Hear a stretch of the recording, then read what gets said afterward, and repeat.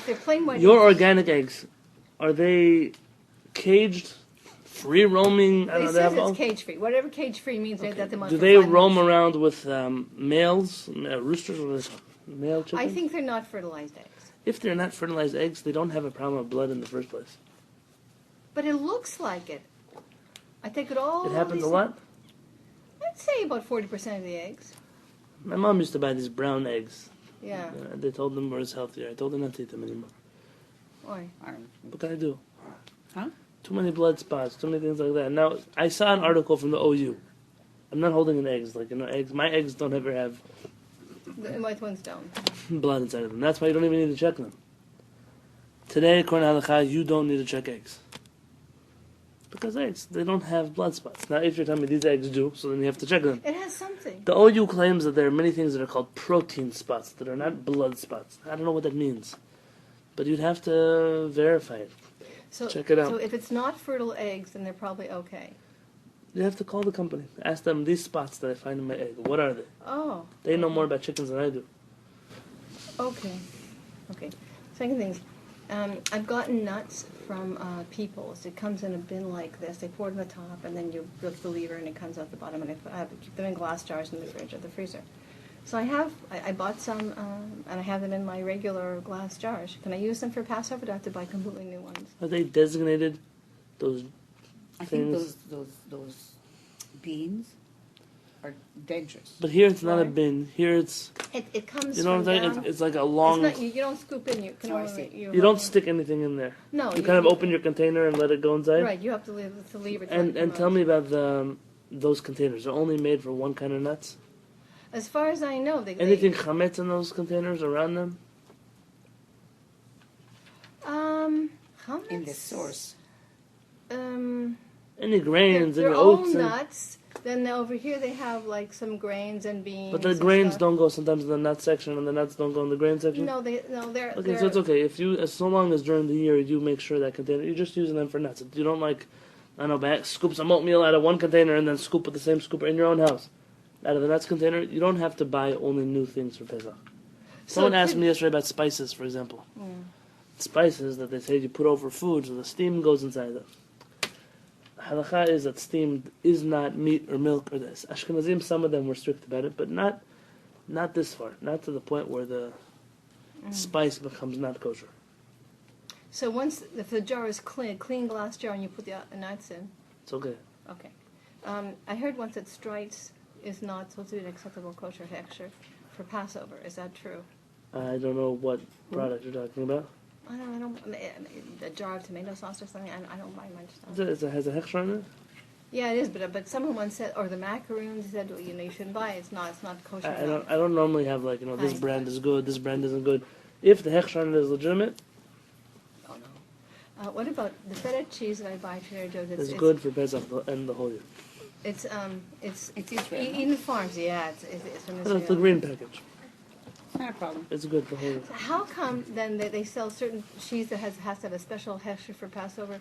Why? Someone wants to make more money. Okay, so cheese does not need a hechsher. If the cheese has chametz in it, then it needs a hechsher for No, Pesach. it's just goat cheese, sheep's cheese. Listen, Okay. there are some people who they want their goats and their cows to only eat non-chametz food when they make their milk. There are many chassidim like that. Really? The cows eat bugs when they're eating in the field, so now the food's not kosher the whole year. What about almond butter? You buy pure raw? Almond butter you can buy from It anywhere. doesn't you have to want. have a hechsher. Ah. And what about canned salmon? Does it have to have? Canned salmon It's processed, no? Yeah, depends it's what's cooked. in there. I don't know what's in there. Salmon and salt and water. It's okay to buy. What The about thing the with salmon is that they cook it. Yeah. Better to buy one with the hechsher. Oh, it has an OU on it. Oh, so But yeah, anyway- of course it's good for Pesach. Oh. All right. That's what I meant. Of course it has an OU on it. Oh. I thought you were talking to me about one with the not know you. No. I don't get that. Okay. There's some more question. I don't remember what it was, but. Of spices. OU, not for pasta. What's in? You have to check the ingredients. There's no Just chametz. garlic. Of course, that's okay. Yeah. Just with pure, anything pure. Asking if you could buy, and the people ask me all the time, can I buy 100% pure almond butter? Well, can you buy almonds at the store? Sure. Can I buy can you buy garlic at Sprouts? Of course. So why not the ground It's the same thing. Nothing changed in that process. Just because it went through machinery doesn't make it not kosher. So, any other Pesach questions that came up? It's cold. As far as there was no thermal thing, right? And even if there was, The bashul akum, about cooking. yeah, there was some kind of thermal. Interesting. The rule of bishul, that's a good question, of a goyim cooking our food, only applies to food that you cannot eat when it's raw. But garlic is the kind of thing you eat when it's raw. So it's okay. Almonds also, right. Anything that goes through a cooking process. But it's not something you can eat. Everything you can eat when it's raw. Something that is eaten when it's raw. For example, if someone puts up a pot of carrots, it's not prohibited because of bishul akum, because you can eat carrots on its own also. So fish, you would have to have a hesh. Fish, Also, right. also eggs, by the way. The question people ask about fish. But there are hexes on these eggs that are. Oh, very good. Because here we heard Barry's question. But fish, people eat fish that I know. are raw all the time. I asked Rav Peretz. Rav Peretz told me that people who eat fish that are raw are crazy, and that they should go get checked out. And he said that even if it's true that there are such people, they're still the minority of the world. And so long as they're the minority of the world, they're batel b'shishim compared to the rest of the world. That's cute. So eggs have an OU or something. Not anymore. I don't know, sushi seems to be becoming very popular. No, it's like, in LA. by the way, this is an interesting question. Salvation in the door. There, for example, right. For example, you have an interesting question when it comes to bishul goyim. There are two rules about bishul goyim. One, the reason you can't eat food cooked by somebody who's not Jewish is not because the food becomes bad. It's because we have a gzera. When you cook meals for each other, it means you care about somebody, it means you get close to each other, and it means that we're going to end up intermarrying with each other. That's the worry that a rabbi said. Kind of like when someone has a baby and the people come to cook for them, their enemies aren't coming to cook for them, friends are coming to cook for them. And when you cook for somebody else, you're showing a sign of friendship. And that friendship is something that could potentially be problematic. And it's for that reason that the rabbi said, so we'll cook for ourselves, everyone cook for everyone else, but there are certain things that don't fall into that category. Things that are cooked, that you eat raw. And they're cooked, so it's not such a big deal that someone cooked it for you. Meaning they're not going out of their way to make it any better for you. And therefore that's why we're allowed to eat. And the second thing, food that would not be eaten at a royal table, a shulchan melachim. Let's say today it would be the White House. Food that they wouldn't serve there at a state dinner, that food is okay even if somebody cooks it, even if it would not be eaten raw. So canned beans like garbanzo beans. The OU, many HaShamayim rely on this, that canned food, they don't serve it in the White House. And so therefore, canned goods are allowed to be eaten even if they're cooked. But there's a problem with that. Their theory is flawed. Rabbi Ovadia Yosef agrees with them also. Rabbi Peretz proved already a long time ago, and he's not alone. Many rabbis disagree. They don't cook the food in the can. No, they don't. First they cook the food on its own, and then they put it in the can. So Okay. it's already not kosher when they cooked it. And Good. now that it's put in the can, doesn't change its status. Good. It doesn't make it better. But I'll tell you the truth, that I spoke to my friend, the chief rabbi of Macedonia, Rabbi Avi Kozma. They told me that they do certain canned goods. They actually put them in the can first, and then they boil the cans as they come through. That is probably what Rabbi Ovadia Yosef meant when he said that such food is no longer fit to be at a king's table. So why am I giving you this whole preface? There are certain foods they wouldn't serve in chashuv places. So what about rice?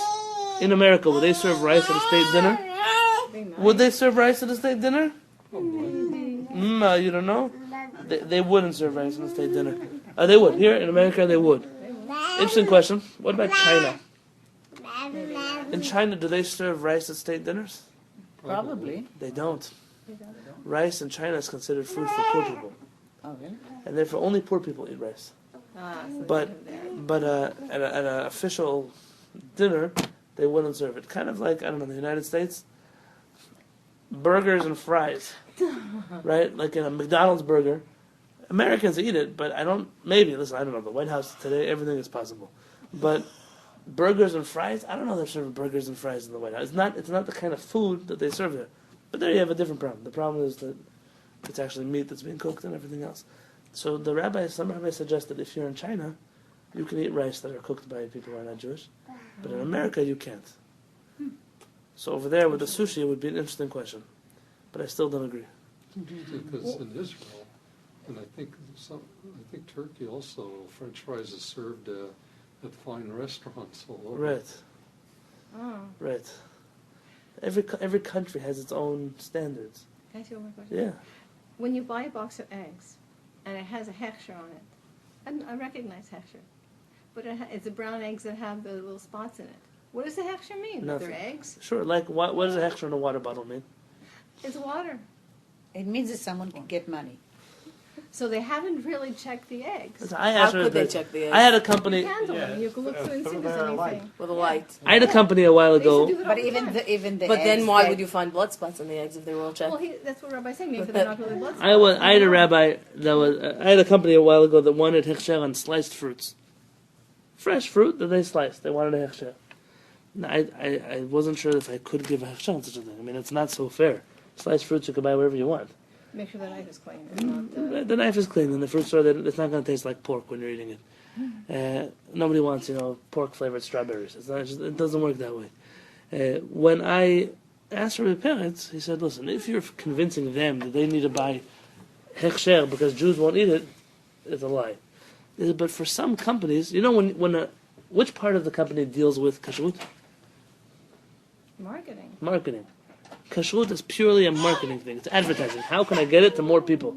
And so for them, if they feel that they need more profit by putting hechsher, you can give it. The OU, I don't want to say that they're maliciously forcing people to get a hechsher on water, but probably these companies want there to be an OU on their bottle so more people will buy it. Come, give me your hand. Can you buy raisins in a package that has an OU, but it's not for Passover? Doesn't have any flour and stuff on it? Why would it have flour? I don't know. They say sometimes you have to buy dried fruit that was attached to Passover because it has some flour. Is that true? I was once in a date factory, dates, where they make dates, Yeah. and they had half the store was kosher, half the store wasn't kosher.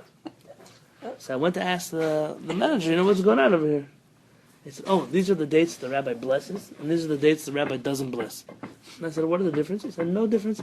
We can't take them from the tree. Half of them we put in this box, half of them we put in that box. This one he puts a sticker on, and this one he doesn't put a sticker on."